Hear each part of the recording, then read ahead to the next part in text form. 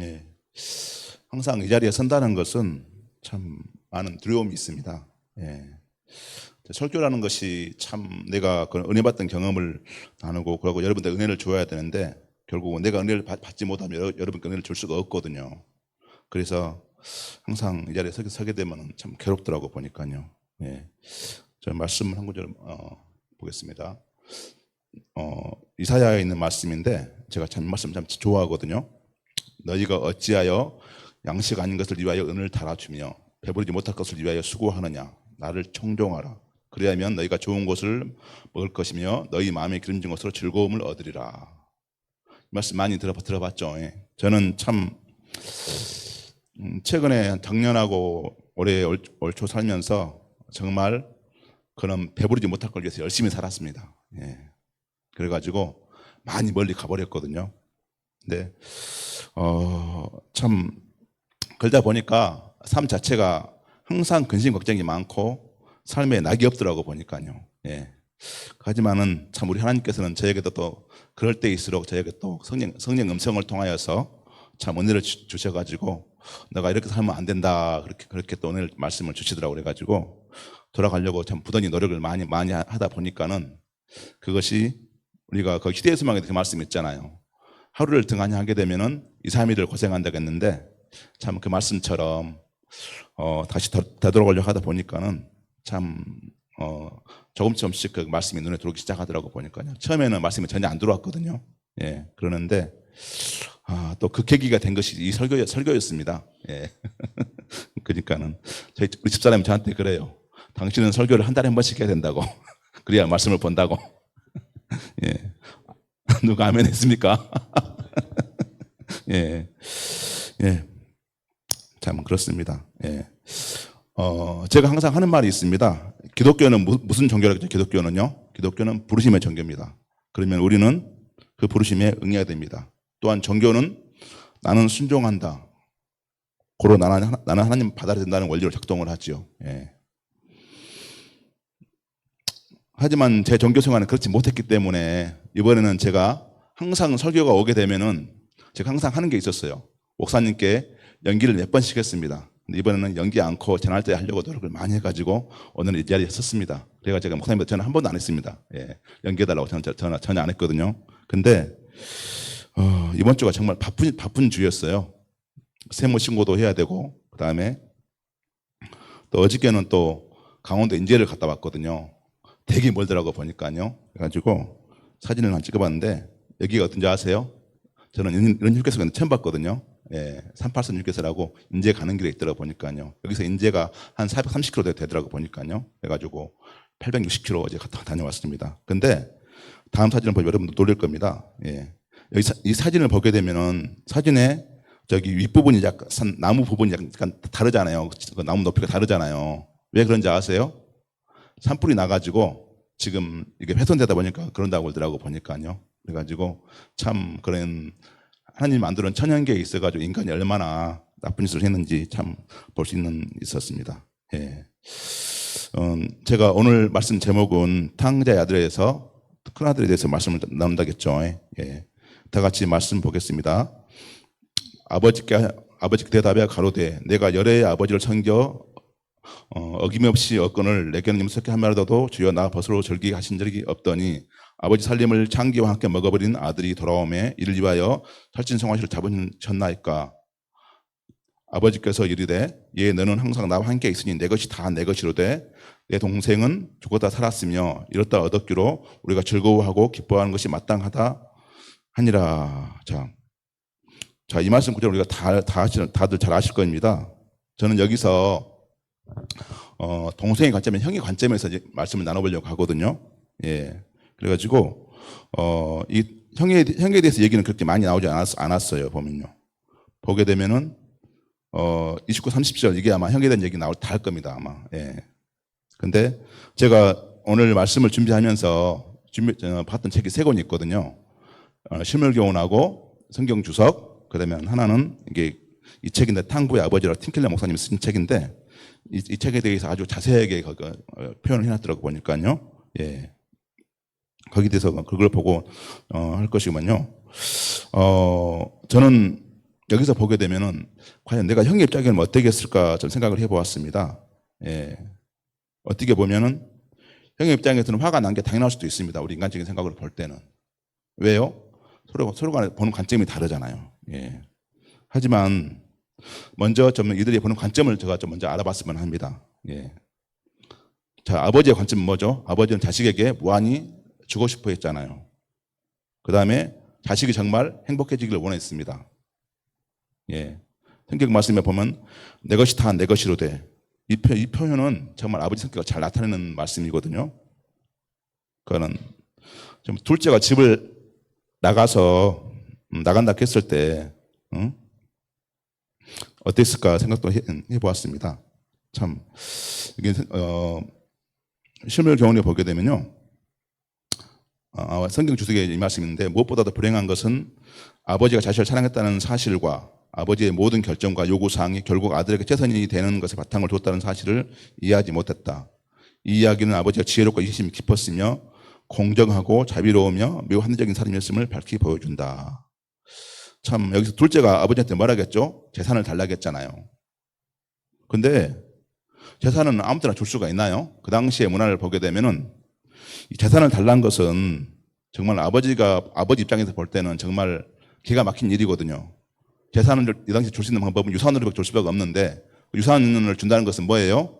아버지가 먼저 죽어라. 결국은 그 얘기가 똑같은 얘기거든요. 근데 아버지는 어떻게 했어요? 그 재산을 줬나요? 안 줬나요? 주었습니다. 왜 줬을까요? 예. 아마 아버지는 그 이상의 것을 봤을 것 같아요.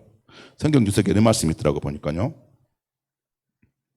자신이 선택한 결과를 경험을 통해 깨닫게 하기 위해서 자기 길을 가도록 무기하는 것이 고집 센 자식을 위해 부모가 할 수 있는 최선의 길인 것처럼 보일 때가 있다. 아마도 이런 경우가 아닐까 생각을 합니다. 그러니까는 자식이 정말 그런 말로는 해서는 안 될 때, 그때는 그냥 하나님께서 우리 그냥 놔두잖아요. 보면요. 예, 그런 경험, 그러니까 그런 마음으로 두지 않았을까 하는 생각을 해봅니다. 근데 만약에 아버지가 재산을 안 주었으면은 이 둘째가 회개할 수 있었을까요? 예.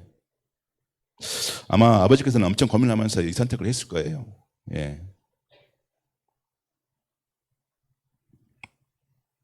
근데 이 부분은 자식을 두는 부모 입장이라면 대부분 이런 생각이 아닐까 저는 생각을 해보게 됩니다. 예. 저는 지금까지 살아오면서 많은 선택을 하였고 또 잘못된 선택을 해 시간과 돈을 낭비할 때도 많이 있었습니다. 예. 하지만 그것을 묵묵히 바라주는 부모님이 있었기에 지금 제가 있지 않았나 생각을 해보게 됩니다. 예. 제 부모님이 전에도 말씀드렸었는데 제 엄마가 저한테 그랬거든요. 어렸을 때 너는 엄마 잡아먹을 놈이라고 그런 얘기 엄마한테 저한테 그런 얘기 했었어요. 그러니까는 엄마 보시기에 얼마나 자식이 참 그렇게 보였으면 그런 걸 하지 않았을까 생각을 하게 되거든요. 은혜 안 찼으면 그랬을까. 근데 지금은 엄마가 저한테 그럽니다. 아들 고맙다고. 예. 이게 다 뭐예요? 하나님의 은혜입니다. 예. 참. 그러니까 저는 참 그런 얘기를 많이 듣거든요. 그러니까 여기서 보면 아버지의 그런 관점이 어떤 관점인가 우리가 느낄 수 있는 그런 부분입니다. 예. 다음은 동생은 자기 중심적인 사람이잖아요. 보게 되면요. 딱 해서 집을 떠날 때도 뭐라 했어요? 아빠한테 나한테 오늘 재산을 먼저 주라고. 그리고 돌아올 때는 어떻게 했어요? 돼지 우리에서 돼지를 키우다가 콩껍질 그걸 먹다가 아 이게 아닌갑다 하고 그냥 돌아와가지고 아버지께 돌아왔잖아요. 예. 그러니까는 그런 가난한 상황을 보고 돌아올 수 있는 그런 용기, 그것도 한편으로는 필요하잖아요. 우리한테 보면요. 예. 참 어떻게 보면 그런 동생의 자상성 손해는 컸지만은 동생은 아버지 사랑을 깨달았잖아요. 예. 자, 동생 언급 이 정도 하고요. 자, 형은 삶 어떻게 했나? 형은 제가 여기에는 도덕적 삶의 순감이 살아가는 사람 그렇게 표현했거든요. 그러니까는 자기 마음에 들지는 않지만 그저 묵묵히 순감에 살아가는 그런 모습. 어떻게 보면 현대 살아가는 우리의 모습이 아닐까 생각을 하거든요. 예. 사실 형에 대해서 실물 교훈이 많지는 않았지만은 실물 교훈에 이렇게 표현이 돼 있어요. 예. 맏아들은 밭에 있다가 돌아와 집에 가까웠을 때 풍류와 춤추는 소리를 듣고 한 종을 불러 이게 무슨 일인가 물은데 대답하되 당신의 동생이 돌아왔으며 당신의 아버지가 그 건강한 몸을 다시 맞아 드리게 됨을 인하여 살찐 송아지를 잡았나이다 하니 제가 노하여 들어가기를 즐겨 아니하였다. 이 형은 잃어버린 동생에 대한 자기의 부친의 염려를 나누지도 아니하고 그가 돌아가기를 기다리지도 않았다. 그러므로 그는 아버지처럼 잃었던 동생이 돌아온 것을 기뻐하지도 않았다. 기뻐하는 노래 소리는 그의 마음에 아무런 즐거움을 주지도 못했다. 그는 한 종에게 그 잔치를 까닭을 물었고 종은 대답은 그를 몹시 질투하게 만들었다. 그는 잃었던 동생을 만나러 안으로 들어가지 않았다. 그는 탕자를 호대하는 것이 자기를 모욕하는 것으로 생각했다. 그 부친이 나와서 달랠 때 그의 교만과 악의는 드러났다. 그는 자기 아버지 집에서 자신 생활을 보수 없이 일한 봉사의 쳇바퀴로 놀한 다음 그 사실을 방금 돌아온 동생에게 베풀어진 호의와 비교했다. 그는 이때까지 봉사는 아들로서가 아닌 종으로서 봉사했다는 것을 밝히 드러낸다. 자, 이 말씀을 보면 형이 어떤 마음으로 집에 살았는지 참 제가 서두에 얘기했잖아요. 도덕적 삶에 순응하는 삶. 그러니까 형은 그런 생활에 대해서 그냥 거기에 순응하면 사는 사람이었어요. 예. 참 근데 우리 신앙에서도 이 두 부류가 있지 않나 생각을 해보게 되거든요. 신앙에서도 보게 되면은 자기 중심적 삶을 사는 사람과 삶을 순응하는 살아가는 사람 두 사람이 있지 않나 생각을 하는데 참 여러분은 어느 부류인가 제가 그건 여러분 스스로 생각해 보기 바랍니다. 저는 지극히 형의 부류라 저는 생각을 하거든요. 자, 도덕적 삶에 살고 있는 제 자신을 발견하게 되었습니다. 마음에 들지는 않지만 나에게 이익을 위하여 또는 체면을 위하여 그렇게 살지 않았나. 전번에 우리 숙지사님 저부터 설거지해달라고 부탁을 하더라고요. 보니까요. 그래서 저는 그랬어요. 아, 내가 숙지사 타이틀 때문에 이걸 한다. 그런 마음부터 들기도 했었거든요. 이게 예. 근데 우리나라는 유교 문화가 되게 많잖아요. 그러니까 어떤 문화가 있어요? 체면 문화 있죠. 체면 때문에 참 그것이 그러는데 그게 우리 삶의 곤래가 되지 않나 생각을 하게 됩니다. 예. 아마 이 문화는 교회에도 깊숙이 들어와 있죠. 예. 근데 그러면은 자, 이 두 아들들이 공통점이 과연 있을까요? 그러면요. 두 아들들의 공통점이 있을까요? 없을까요? 우리 홍 장로님 있어요? 없어요? 예? 있어요? 뭐가 있어요? 그게 뭐가 있냐고요? 그러니까 무엇이 있냐고요? 아, 둘 다 돈을 좋아했어요. 예. 근데 큰아들은 그런 얘기 안 했는데. 예. 보게 되면은 공통점이 있죠. 둘 다 아버지의 사랑을 이해를 못했잖아요. 예. 두 아들의 관심사는 아버지의 재물이었잖아요. 그리고 현재 자신의 상황을 인지하지 못했어요. 예. 아버지의 품 안에 있는 것이 얼마나 감사하고 행복한 삶인지를 인지하지 못하고 불평만 하는 형과 그 다음에 동생은 큰 수험료를 냈잖아요. 그래가지고 결국 나중에 그걸 깨달았잖아요. 예. 그는 두 아들이 행복과 만족을 가져다 줄 것은 아버지의 사랑이 아니고 뭐라 생각했어요? 재물이라 생각했잖아요. 그러니까 둘 다 품꾼으로서의 그런 아버지 아래에 있었습니다. 자, 실물 교훈에 보게 되면은 그들은 하나님의 아들이라 주장하였으나 사실 품꾼의 근성을 가지고 있었다. 그들은 사랑의 근거에서 일하지 않고 보수를 받을 생각으로 일했다. 저희가 보기에는 하나님은 혹독하게 이를 지키는 주인과 같았다. 그러니까는 둘 다 아버지 권유에 대해서 벗어나려고 참 많이 했거든요. 하나는 되게 못되게 굴었고 다른 하나는 지극히 착했어요. 예. 하지만 둘 다 아버지의 마음에서 멀리 떠나 있었습니다. 그러면은 형은 어떤 마음으로 아버지 곁에 있었을까요? 예. 우리가 잠깐 얘기했지만은 예. 성경 주석에 보게 되면은 자, 그는 충실한 아들에게 요구되는 모든 외적인 사항을 엄격히 지켰지만 순종의 진정한 정신은 알지 못했다. 그의 봉사는 형식적인 효도에 따른 노예적 순종에 불과했다. 그러니까는 여러분, 그러니까 노예적 순종이라 참 슬픈 말이잖아요. 보게 되면요. 근데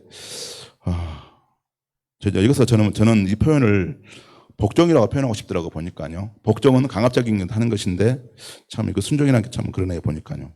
예. 그는 아버지 철저히 순종했고 유축한데 하나님 명령에 다 순종한 셈이다. 대단한 극기로 완전을 통제한다. 예. 그러면 이런 마음에서 형이 과연 행복했을까요? 예, 결코 행복하지 못했을 겁니다. 예, 항상. 예. 그럼 여러분은 어떤 마음으로 하나님을 섬기고 계십니까? 예. 자, 여기서 큰아들이 원했던 것은 무엇이죠? 예. 큰아들이 원했던 것은 아버지의 재물이었습니다. 예. 동생하고 똑같이.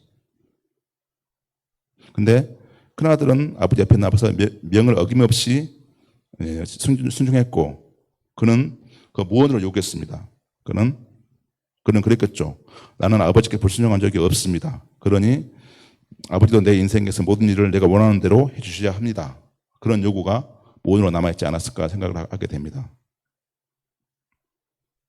그러면 이 당시에 분배는 어떻게 이루어졌을까요? 이 당시에 그 문화를 보게 되면은 3분의 1은 큰아들이 갖고 3분의 1은 둘째가 가졌을 겁니다. 예.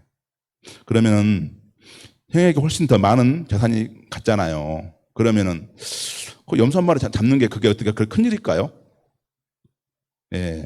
아마 형이 동생 국률이 마음이 있었다 하면은 그것은 별거 아니었을 겁니다.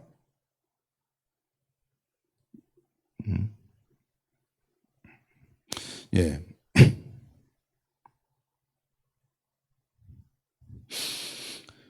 네. 실물교훈에 이런 비유 가운데 마다들에 대한 부친의 권고는 바리새인들 하나님의 부드러움을 호소하고 있다. 내 것이 다 내 것이로다. 그것은 보수가 아니고 선물이다.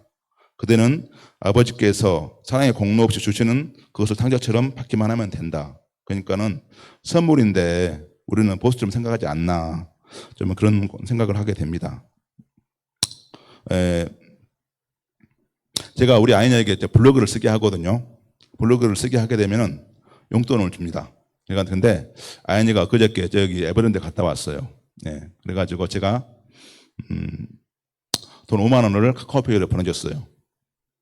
그래가지고 아빠 고마워 딱 걸더라고요. 그래가지고 내가 그랬어요. 아이나 그거 그냥 준 게 아니야.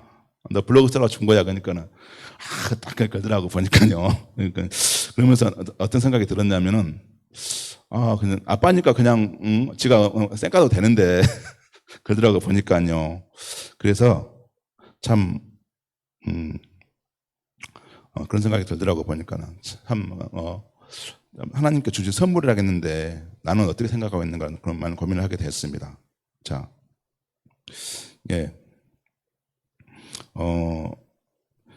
실물교훈에 보게 되면 스스로 의롭다 하는 생각은 사람으로 하여금 하나님을 잘못 나타나게 할 뿐 아니라 형제들을 냉정과 비평적 눈으로 보게 한다. 맏아들의 이심과 질투심에 사로잡혀 그의 동생의 모든 행동을 비평하고 조그만 결정에 대해서 비난하고자 늘 엿보고 있었다. 그는 동생의 잘못을 하나하나 찾아내고 할 수 있는 대로 그것을 이용하고자 했다. 그러니까는 형은 여기서 동생에 대한 긍휼한 마음은 없고 자기 의에 사로잡혀 있는 그 형의 모습을 보게 됐죠. 예.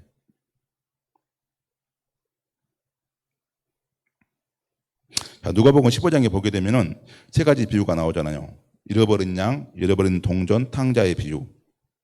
자, 여기서 잃어버렸다는 것은 찾아야 된다는 그런 전제가 깔고 있잖아요.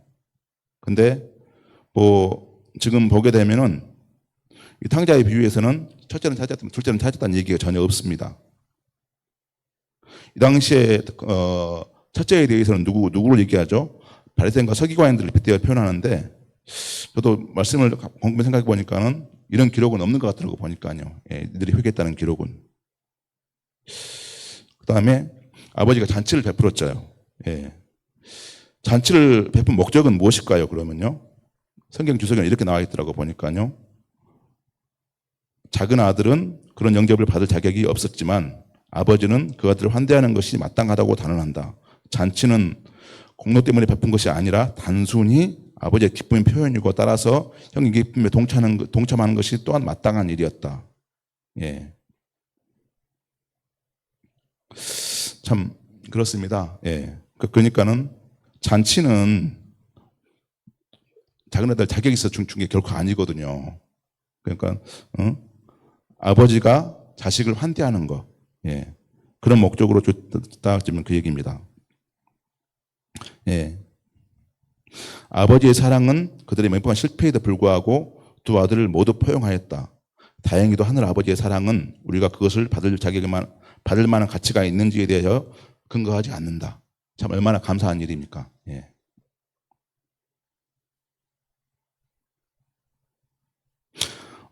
여기서 형은 하나님의 자녀라고 얘기하지만 실제로는 누구의 정신을 얘기하고 있었어요? 사탄의 정신을 하고 있었습니다. 성경 말씀에서 보시죠. 형이 완악한 표현이 잔치에 참여하지 않으면서 말하는 것은 제3자 우리가 볼 때도 그렇게 보입니다. 예. 그러니까는 밖에서 보기에는 참 형이 되게 순종하는 자연처럼 보이지만은 하지만은 그 큰아들의 그걸 보았을 때 그건 결코 아니라는 것입니다. 제가 이 표현하고는 이게 구절과 만나는 모르겠는데 제가 초등학교 때 이런 일이 있었어요. 학교에서 선생님이 그러더라고요. 사람이 그런 호의를 베푸면 거절할 줄도 알아야 된다고. 그래가지고 집에 손님이 왔어요. 그래가지고 저한테 용돈을 준다고 하더라고. 그래가지고 아니 됐다고 그랬어요. 그럼 난 더 많이 줄 줄 알았거든요. 근데 안 줘보더라고 보니까요. 그래서 참 그러는데 마지막으로 신물교훈에 이 말씀이 있거든요. 그걸 읽고 지금 말씀을 마치려고 하는데요. 예. 그대가 하나님의 자제라고 주장하지만 그 주장이 사실이 되기 위해서는 죽었다 살았으며 잃었다가 얻은 자가 내 동생이 되어야 한다. 그의 가장 밀접한 끈으로 그대에게 붙들어 매어져야 하는데 이는 하나님께서 그를 아들의 한 사람으로 인정하시기 때문이다. 그대가 만일 그러한 아들과 관계를 부인하면 그대는 하나님의 가정에 속한 자녀가 아니고 품꾼에 지나지 않는다는 것을 드러내는 것이다. 비록 그대가 잃어버린 자를 환영하는 일에 참여하지 않는다 할지라도 그 기쁨은 계속될 것이며 도로 찾는 자가 하늘 아버지 곁에서 한 자를 차지하고 아버지 사업을 하게 될 것이다. 많이 용서받은 자가 많이 사랑하게 된다. 그러나 그대는 바깥 어두운 데 있게 될 것이다. 이는 대개 사랑하지 아니하는 자는 하나님을 알지 못하느니 이는 하나님은 사랑이심이라. 참 여러분도 정말 많이 용서받고 많이 사랑받는 자가 되고 하나님의 사랑을 아는 자가 됐으면 바람입니다. 이상입니다.